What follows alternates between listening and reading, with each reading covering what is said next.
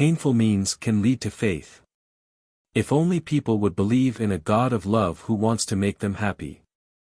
Yet in view of the immensely harsh conditions which strike people time and time again, in view of the harsh strokes of fate and all kinds of disasters, people cannot muster the belief that every adversity is also a work of love by me, because I know by what means a person can still be saved and achieve beatitude.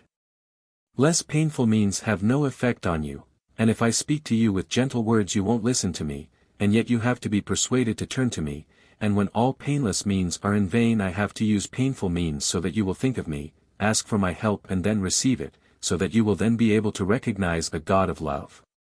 You all could truly hear my loving fatherly words which merely inform you of my will, and as soon as you fulfill this will your life can then proceed calmly and yet successfully.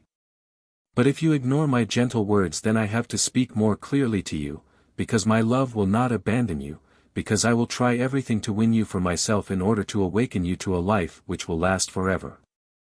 For you belong to me, you merely stay away from me, but I want you to return to me of your own free will, and whatever you encounter in the form of suffering and harsh strokes of fate are only ever means which I recognize as successful and which I use because I love you and will never let go of you, no matter how long you oppose my love.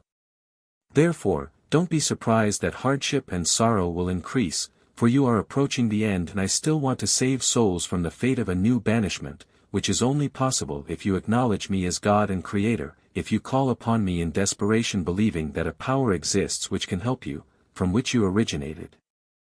And you should believe that your distress will truly diminish, that you will clearly feel my help. And then you will also be able to recognize me as a God of love, for your bond with me will inwardly enlighten you about me.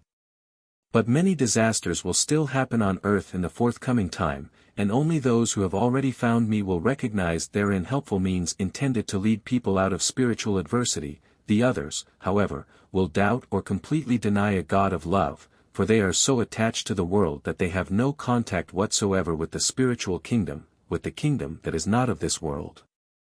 They are purely worldly minded, and they scornfully reject every reference to God, until they themselves experience adversity and can't see their way out.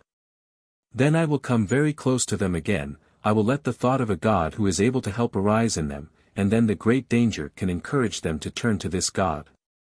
Thus, all sorrowful events, all disasters and other fateful blows will become explicable to you, for they are not coincidences but have been destined to occur by me or have my permission, so that souls will still have means of help granted to them which should allow them to find me. But if their hearts remain hardened then only a natural event of immense proportions can make people stop and think, but even this will not compel them to believe, for totally obstinate people will not want to recognize and acknowledge a higher power even then, but in that case, they are completely subject to my adversary and their soul's fate of a new banishment is certain. However, as long as the earth still exists in its present form, I will try to persuade people to change their will, and I shall still use many means which you will not find compatible with the love of a God. But I know what benefits every single person, I know the state of his soul, and accordingly I will affect him. But you humans are fortunate if you are convinced of a loving God and Father.